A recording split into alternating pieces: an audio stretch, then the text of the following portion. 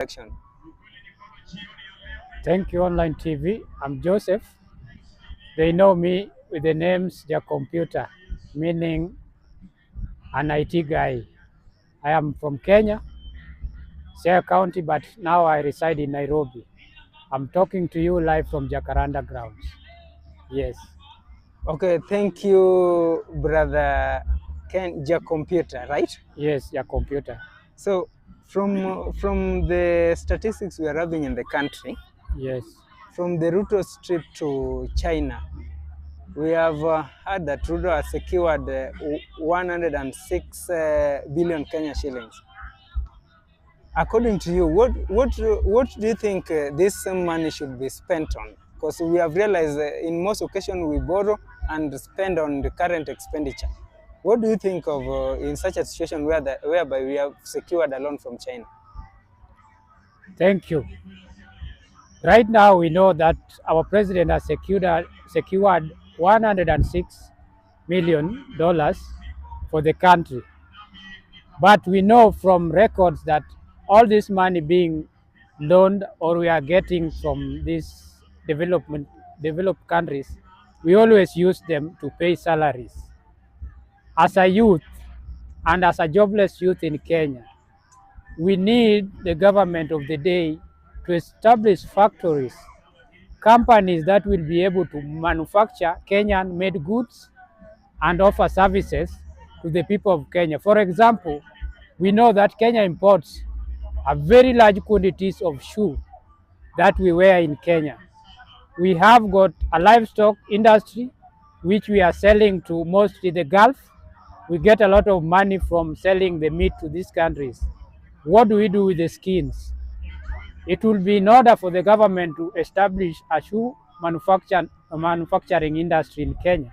I think in the manifesto of Mr. William Ruto, our president, he said he will employ 5,000 youths in this industry, where the hides and skins of this animal that will be slaughtered will be used to make the shoe that Kenyans will be using. So one of them, we need factories to be built. For example, we have a very big resource like Lake Victoria.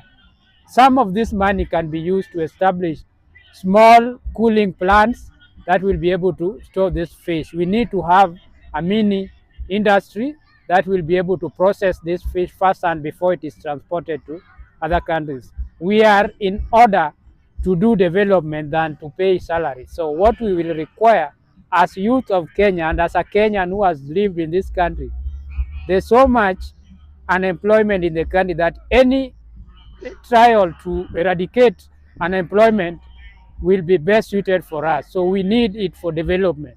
We can also use this money to support innovative ideas of the youth. For example, as we know in Jacaranda, we have so many youths who are from college. Some are from high school, they have finished their education, but they don't have a job. What if you started something like a data center? You only need about 100 computers.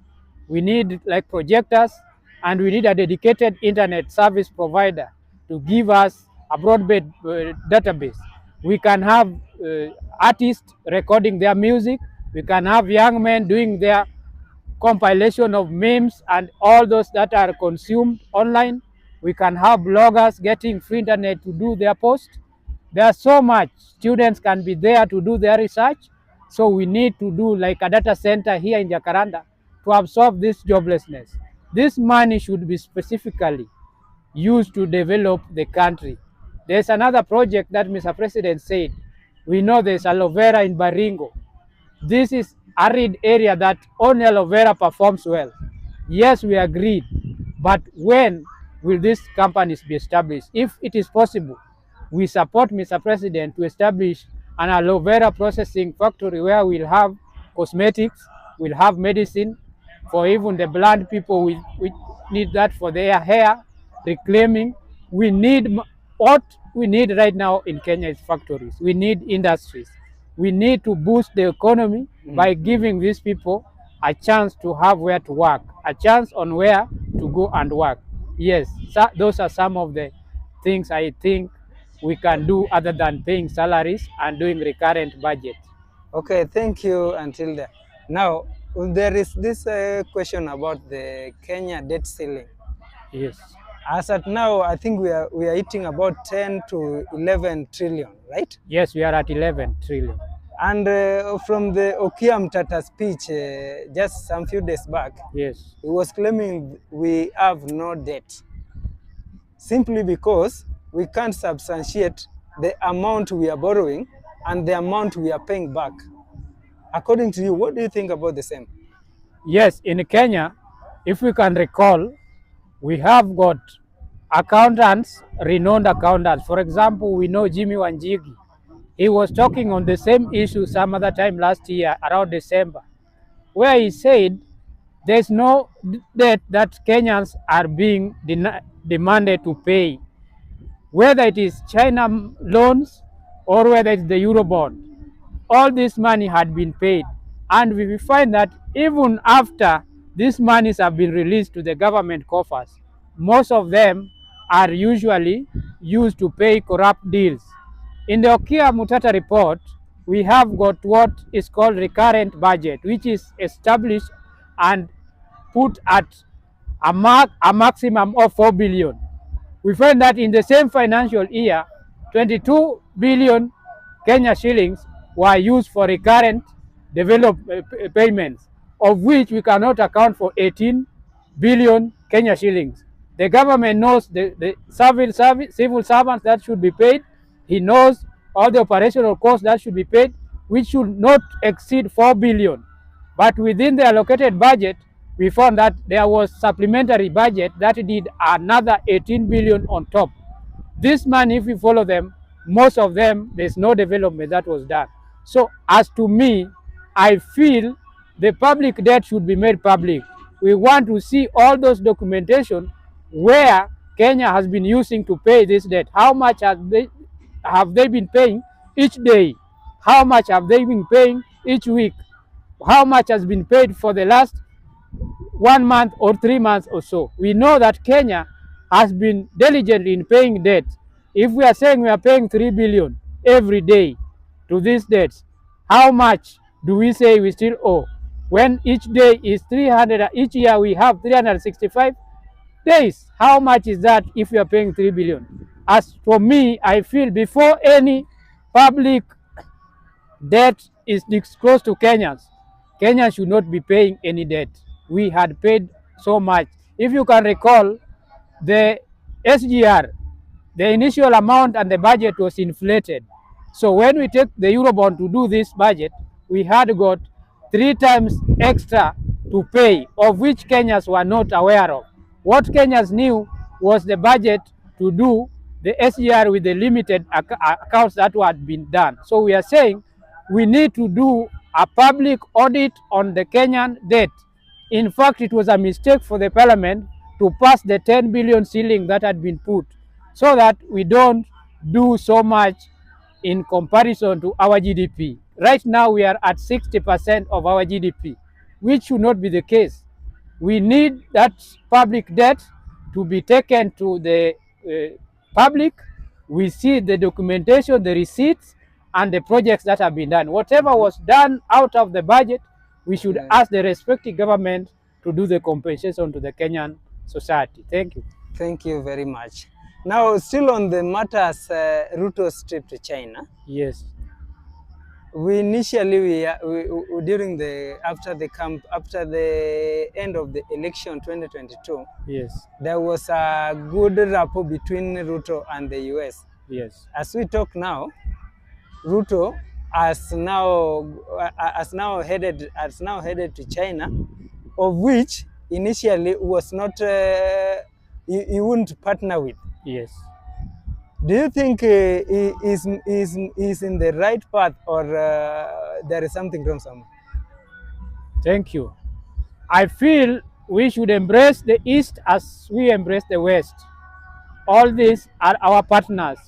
What we are discouraging is taking loans for the African development projects with risks which are attached to them and they are not disclosed.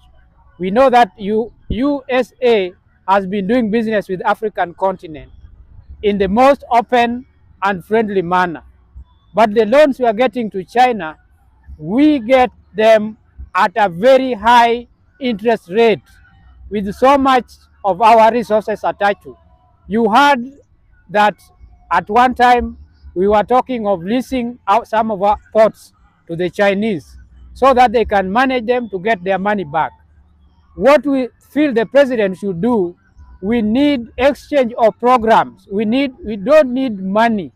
We need exchange of program. We need to take our young men to this trip so that they see what China has been able to do to uplift their people, to take their all communities out of poverty, to make life very conducive to businesses around. Why is Guangdong producing so much robots? What technological advantages do they have to do the magics they are doing in industry, in motor vehicle, in civil engineering? What can we learn from these people? They have developed their countries. We don't just need resources. We need expertise.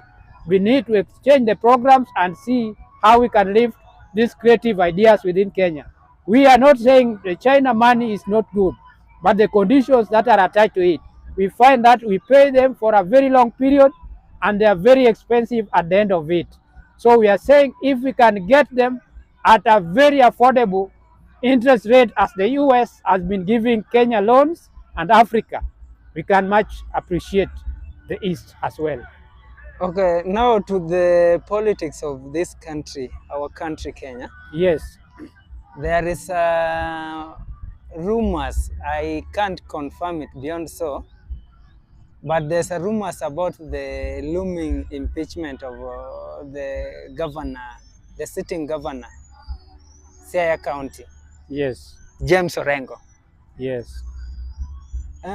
What could be the source, or what is the reason? Is there someone behind it actually, or Orengo is not just performing at the county level? Thank you, Online TV, for that question. That is a very important question at the right of. Thank you, Kenya Online TV, for that question. We know that in Kenya, the best blessing that came to us in 2010 was the devolution of our governance system. We have 47 semi-autonomous governments, which we call the counties. We as the people of Kenya decided in the 2010 constitution that we needed services close to the people. We have the government of Siaya County. This is a parallel but semi-autonomous government apart from the national government. We have a governor who is the leader of this semi-autonomy government, which is Agre Orengo. We are seeing a hand of the national government